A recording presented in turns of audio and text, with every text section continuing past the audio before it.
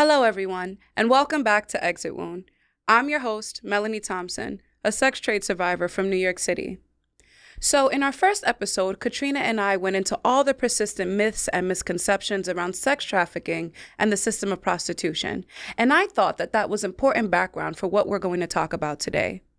We're going to get into the realities of the sex trade here in New York City. Now, the sex trade is a global multi-billion-dollar enterprise. Pimps and traffickers know that there's a lot of money to be made by selling the bodies of women and girls, and they're doing it right here in New York City. This isn't fear-mongering or sensationalism, it's reality. And it's a reality that a lot of New Yorkers don't see or don't want to see. Today, I am joined by two wonderful survivor leaders who know the landscape of New York City very well, Mullen and Shandra Woworuntu. Thank you both for being here with me today. So, over the past few years, there's been a shift in how law enforcement has handled prostitution. On one hand, there have been some positive developments, like the police can no longer arrest people who appear to be loitering for the purpose of prostitution. And the Manhattan DA announced a new policy of not prosecuting prostitution and erasing prior convictions so women can rebuild their lives without an arrest record. But on the other hand, there has also been a shift in dealing with sex buyers and other exploiters. In Manhattan, only one single sex buyer was arrested in 2023. So what does it look like when there's no accountability for sex buyers? Essentially, as sex buyers and pimps see it, the sex trade is decriminalized in New York. So let's talk about that. So Laura, I want to start with you. So you heard me mentioning that New York City is making all of these changes. And right now, traffickers and other exploiters are seeing this as some sort of de facto decriminalization policy. Are you seeing the consequences of this anywhere in your work?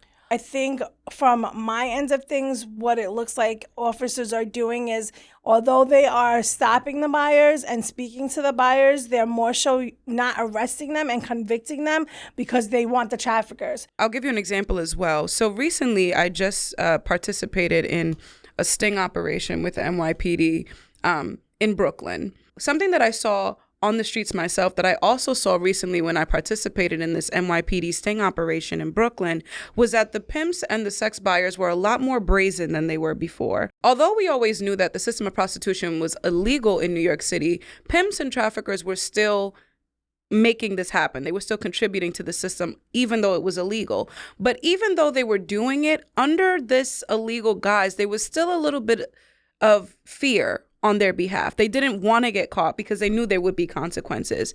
Now with this de facto decriminalization policy, it seems as though they're not scared of anything.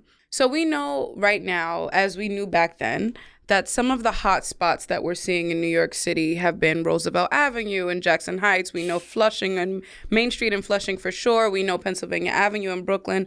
Shandra, can you talk a little bit about what you've been seeing in these areas as well?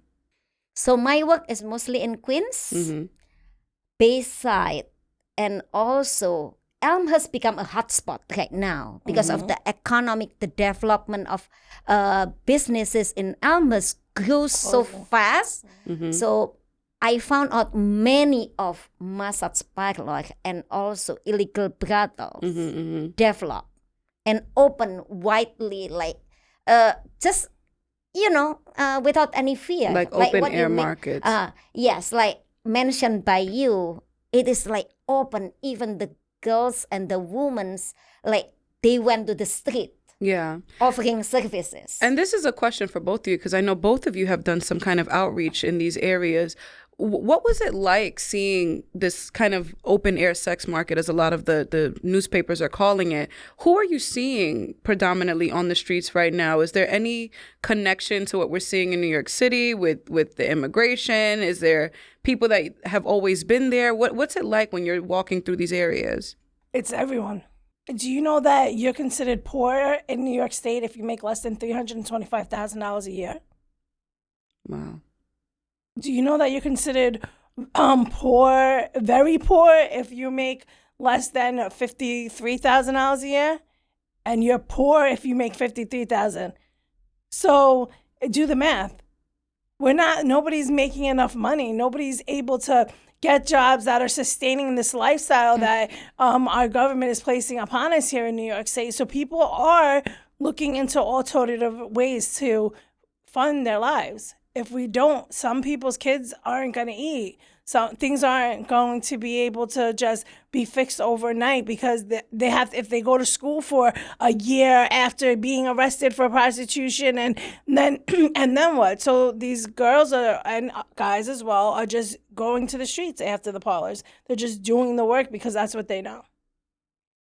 In my work, what I found out is many different layers of prostitution or system prostitution in New York City.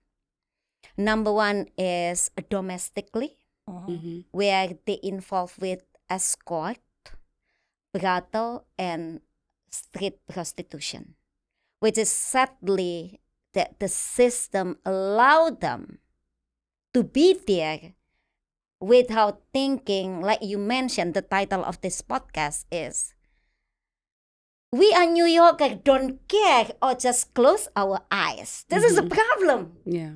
And the second is people that manipulated to be involved in prostitution itself, right?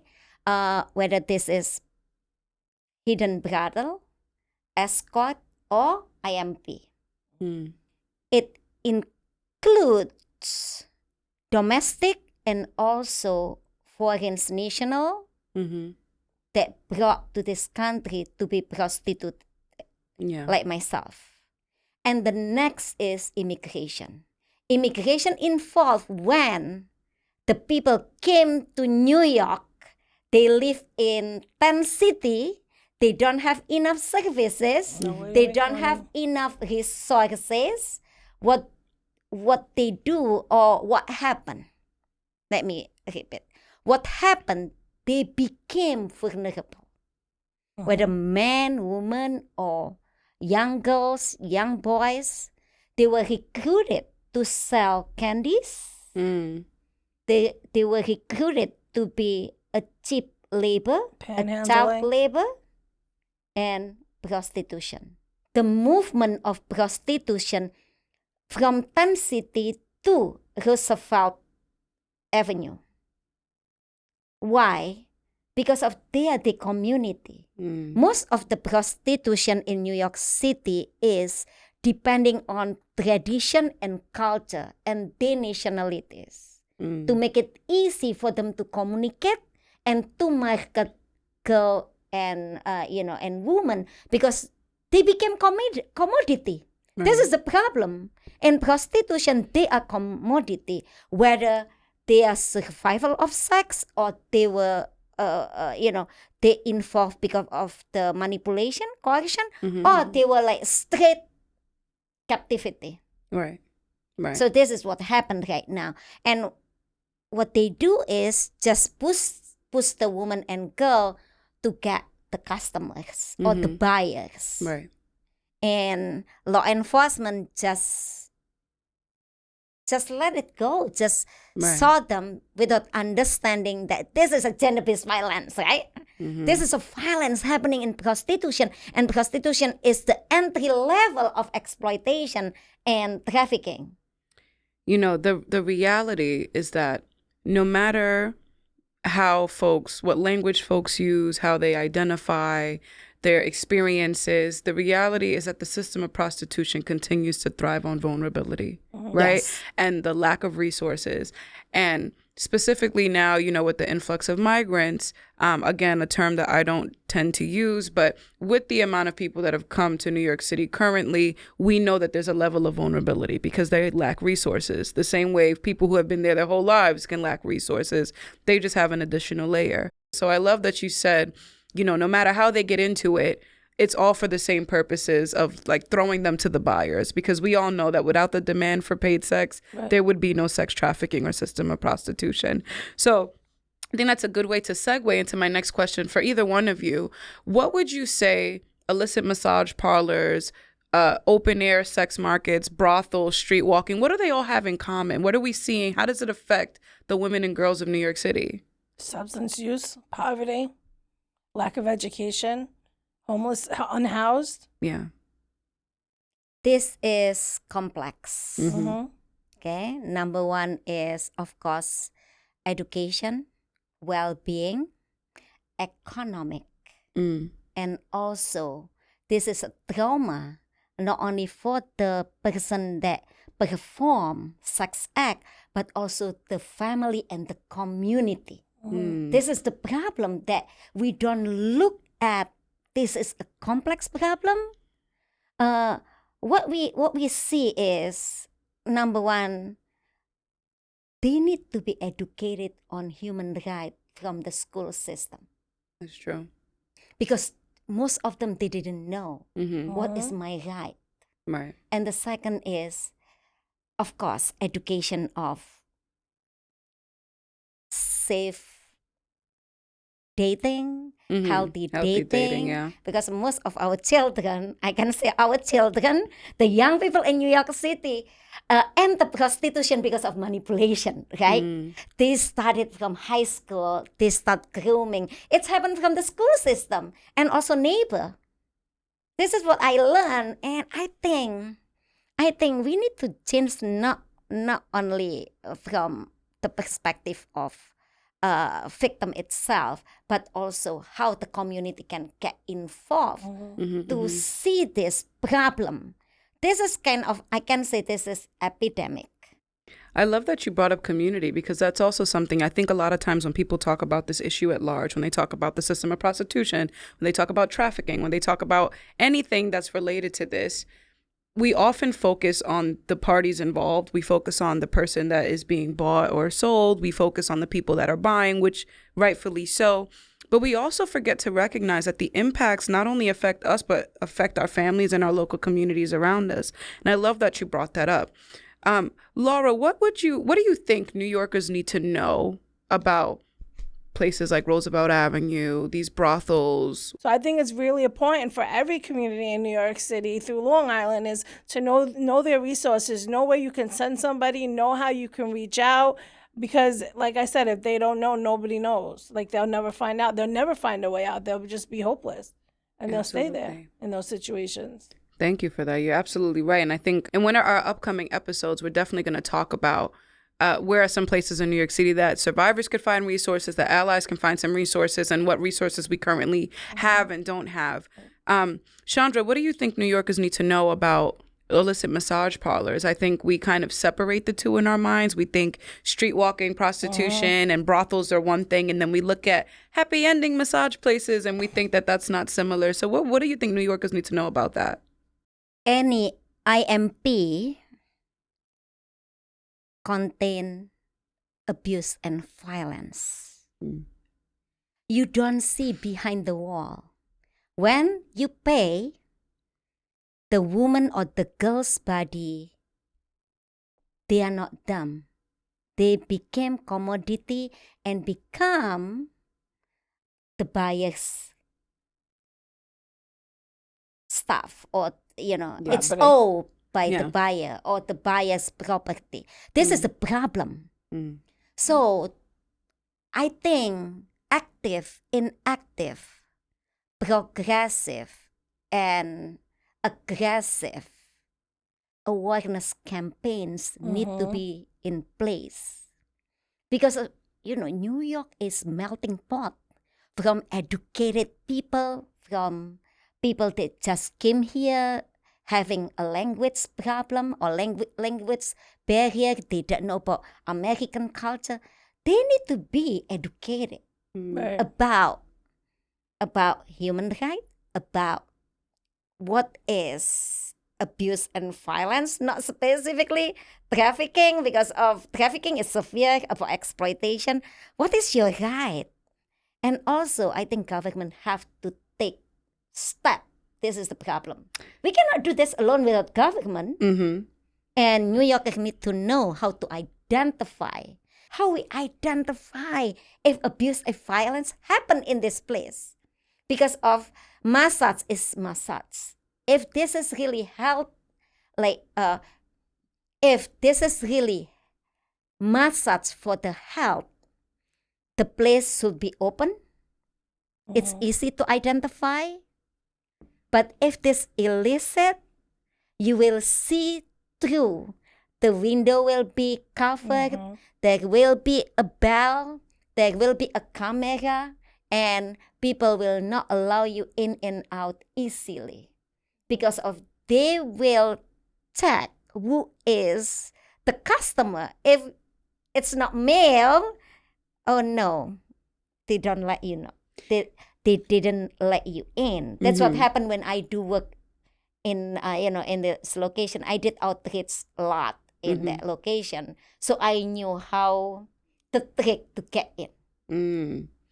You know, it's interesting because these are true stories. We have folks that are in the movement who have women who have attempted to go into these places around our area that says men's spa or spa for men or just pictures with Chinese calligraphy.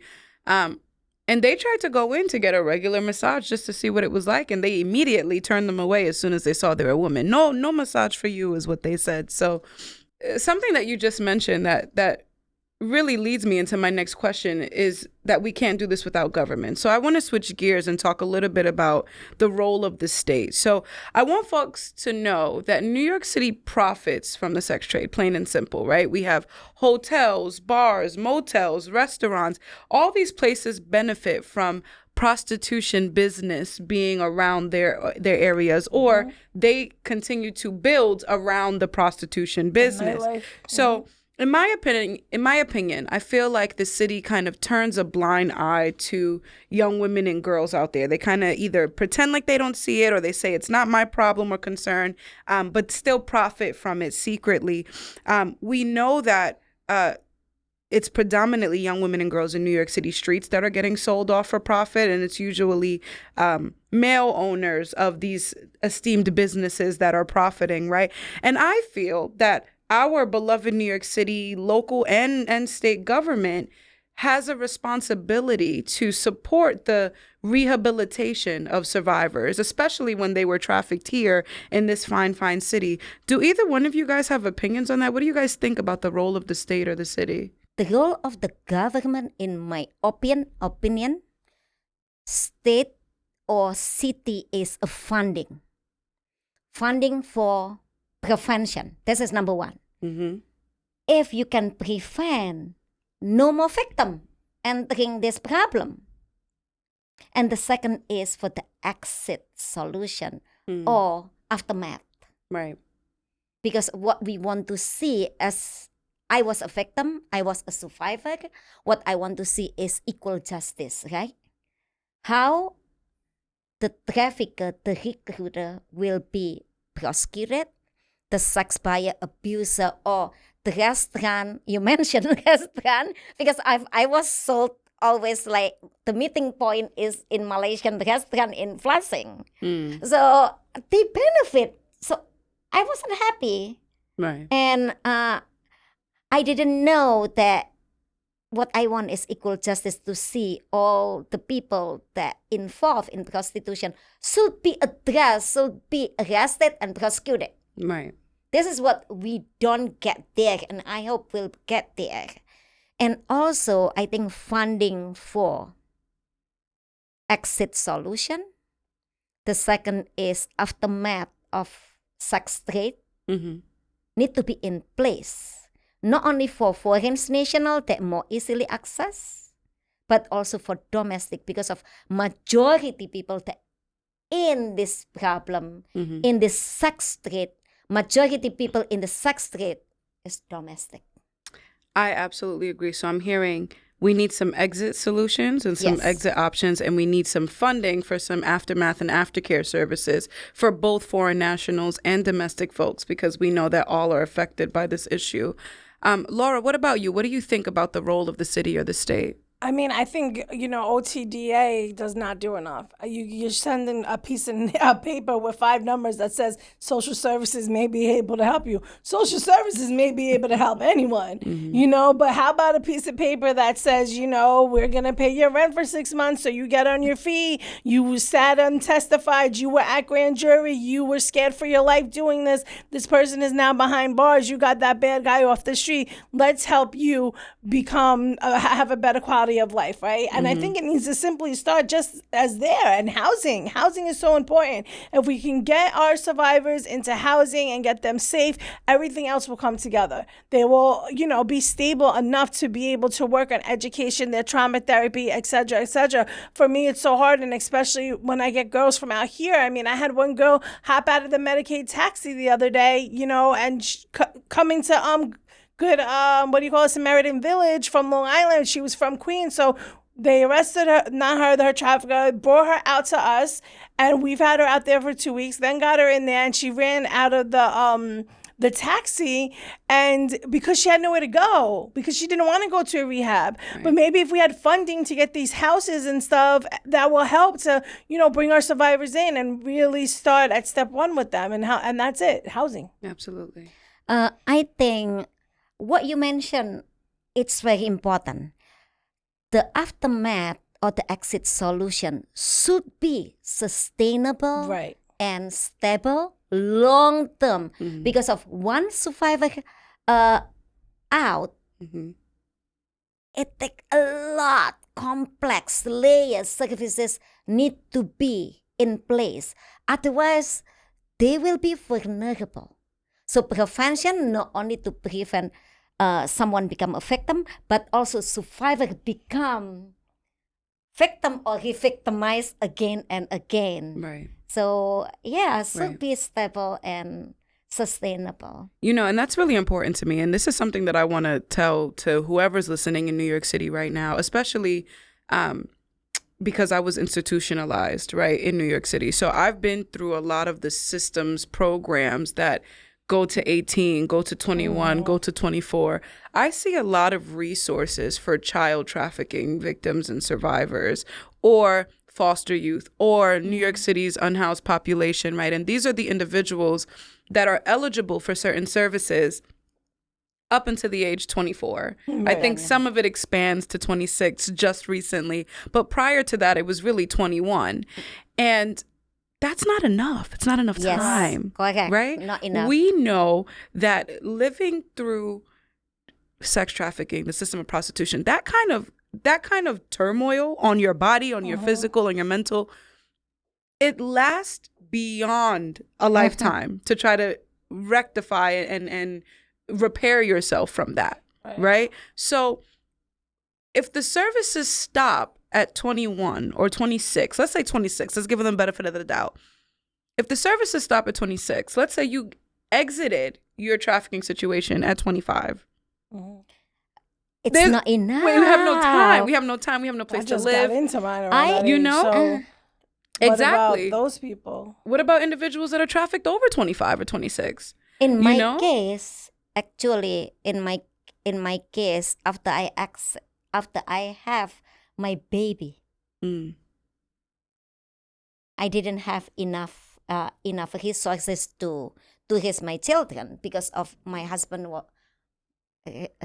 My ex-husband was abusive, so he always used my experience as a victim of sex trafficking as a tool to abuse me. Yeah. So I was recruited again and again because of surviving. Yeah. Otherwise, how can I pay the bill, and how can I pay my child care and also my everything? So I totally understand how the services should be holistic, comprehensive, survivor centered, and trauma informed. Right. This is have to be completed. Yeah, absolutely. Something that I think that I see a lot of is that we, and I say we as in New York City, the government, the state, I see that New York focuses a lot of their time and energy to reactive services. If you get cut or hit by a car, where can we take you? What can we do for you? If you get raped, maybe there's compensation or there's a court case or whatever, right? We don't focus enough on prevention and trying to stop this from happening to us again or to anybody else in the future. Right. And we don't have any aftercare services that are long lasting for folks who have gone through this in New York City, right? So what I'm hearing altogether is that we're calling on our state and our government and our city to do better, to focus both domestically for folks who are born and bred here, as well as the influx of people who have now joined New York City who are at an increased risk for being susceptible to trafficking. I'm hearing that we can't do this without the state, even if we want to be separate and independent, we cannot. I'm hearing that we need to focus on IMPs, on illicit massage parlors, and recognize that they share a lot of commonalities with the open air brothels that we're seeing in Roosevelt Avenue and Flushing and Brooklyn and so on and so forth. I'm hearing that with this de facto decriminalization policy, pimps and traffickers and sex buyers are being more brazen in their behaviors on the street. And we want something to be done about that. And we want to find, correct me if I'm wrong, we want to find a solution that both helps police officers and law enforcement do their jobs better and target the folks who are perpetuating this issue, but we don't want to arrest the individuals who are engaging for survival, absolutely. for the lack of resources. Right. We want to find a solution that includes not arresting the women and girls and the other marginalized folks who are susceptible. Am I missing anything? The government and also the stakeholders should develop indicators for New York State and New York City. It might different with another cities or state because of, I mentioned New York is contain many people from different countries combined with domestic. Sometimes tradition and culture have the specific indicator. The second is the list of resources should be published, easy access for everybody to look if I have a victim in my organization. How can I access housing, emergency housing? There should be a list. And also, the next is how we can address, this is a government, I call up on the state government, this one. How the state government issue license of the business. This is the problem. What license of the massage, what license they given to the business owner, and what is the criteria to open a massage spa? Because of this is what happened. Start with the licensing, and then how you monitor and also audit the business. And then the second is what license that the employee has. Because of previously they found fake license. Because of they didn't have license. They didn't even speak English, okay? So they bought the fake, they make the fake license for the people that perform commercial sex act inside the IMP. So government have to act, and maybe like all hospitality business have the grading, but New York City and New York State didn't put this in place only for the restaurant. Yeah. And this is type of hospitality business too. Yeah. Maybe we should develop one to give a rating of the massage spa. Yeah. So, Shandra, I hear that you're calling out our state government. Laura, is there anything you want to say to our New York City government at all? To our mayor, to, I mean, I'm sure there's a lot of things we could say to a lot of them. But I mean, I think that keep funding the task force. I think all the task force are doing great work. Brooklyn task force is doing great work. All the task force, they're doing the work. It's just that there's not enough to do it. You can't put 5 people on a unit and say, here, take care of prostitution, take care of all the sex trafficking that's happening. So I think that they need put some more bodies out there, put some more bodies on our teams, and really let's get the work done. I love it. And also, I think NYPD and also THS has to come together, work together with the stakeholders. Right now, what I see is the division. The division from DHS and YPD and also service providers. Yeah. It is kind of competition right now. And I see this from the Brooklyn DA, Manhattan DA, Queens DA, Staten Island, Bronx. Why don't you come together as the state task force? Yeah. Do better without thinking, oh, this is your area, this is my area. And come together, please. This work is because of the victim. Absolutely. And I would just add to that, don't just, this is not a one-time job, right? I think that sometimes what we're seeing in New York City is a sweep. They'll do one sweep once a week, or let's say one time, 1 week. They'll do a sweep. They'll go through, they'll point out how bad it is. They'll talk about how, unbelievable it is to them. And then they don't revisit it for another couple of months, as if trafficking or traffickers or sex buyers stop. You know what I'm saying? Yes. They don't disappear. They come back. And our vulnerabilities, as long as they're not addressed at the root, they're still going to be present. We're still going to need food. We're still going to need housing. Right. We still need a place to live. We still need a place to go to school. We still need to feed our children. If you struggle with substance abuse disorder, you still feel like you need your fix. So the realities is that the vulnerabilities don't disappear just because you want to stop working for a day.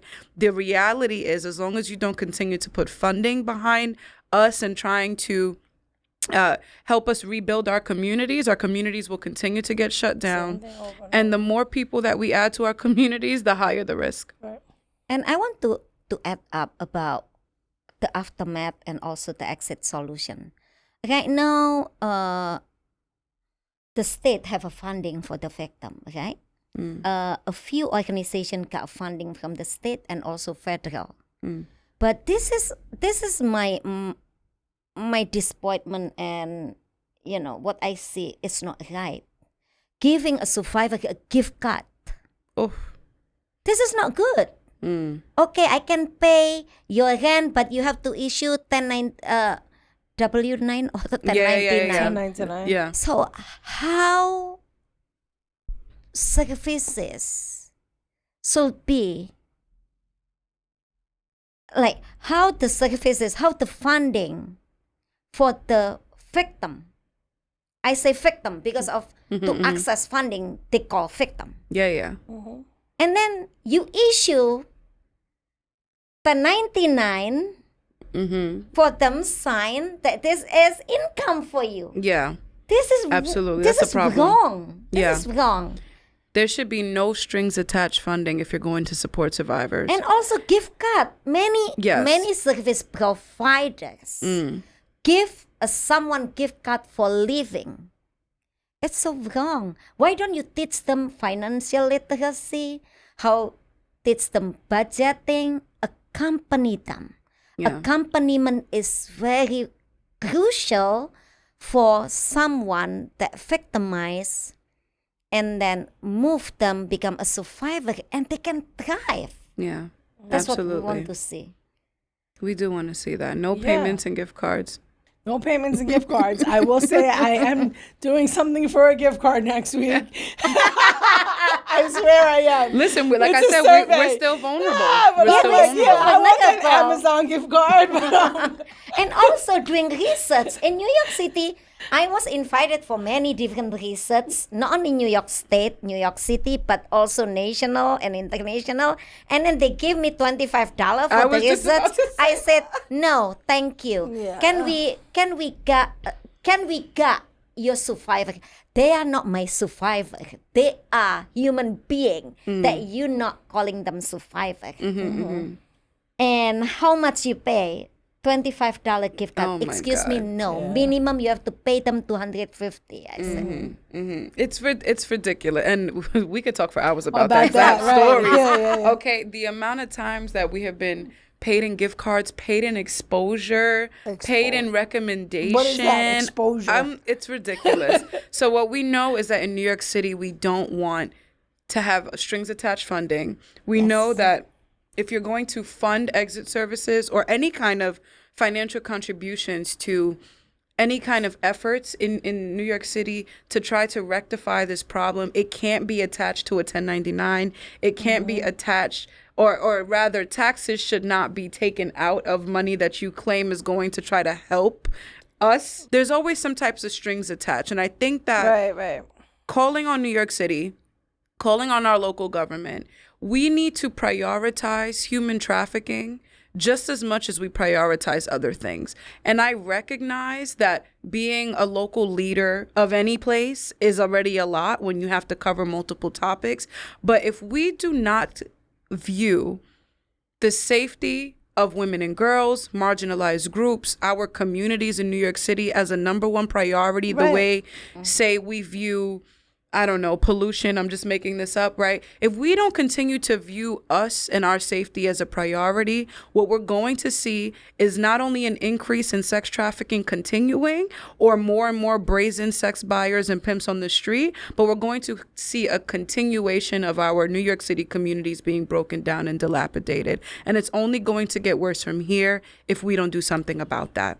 So I know that it seems like what we're talking about is really dark and hopeless at times. It feels like it may not ever get better, especially when you go through this day in and day out. But we are all advocates, and I do believe that systems can change, that people can change, that policies can change.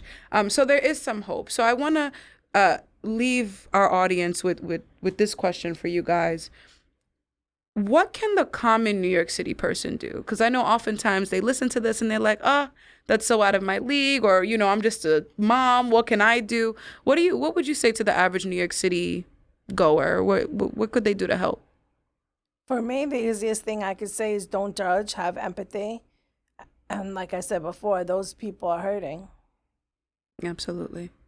New Yorkers have to learn how to identify vulnerable people, vulnerable community, and put your feet on these shoes. Listen to the problem and do something. Even though you are just housewife, you can share about sex trade, exploitation, or human trafficking in your family, in your community. Churches have to get involved. Religious, institution have to get involved, including local group, every layers should get involved to prevent and to help. Through back again, identification. And after you identify what to do, this is what they don't know. If we keep talking about this with the campaigns, poster, we don't have enough poster in New York City. That's important, yeah. Poster in MTA, in the subway, in the hospital. I've been advocating hospital to have human trafficking number next to domestic violence number. Until now, I still struggle. You don't see it. New Yorkers have to open-minded that exploitation and trafficking happen in the city. Yeah. Everywhere. And you can do because of we all work together on this, but we cannot work together without our community, without the involvement. So let's come together to make these changes.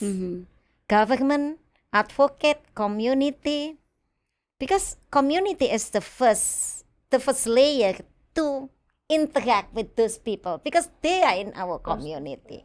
If they can identify, more victims will get help. And use your voice, folks. Like, I think people think that their contribution would be too small, but there's no contribution that's too small, right? Yes. It's very cliche, but if you see something, say something. If you're a voter, like, use your vote, use your voice.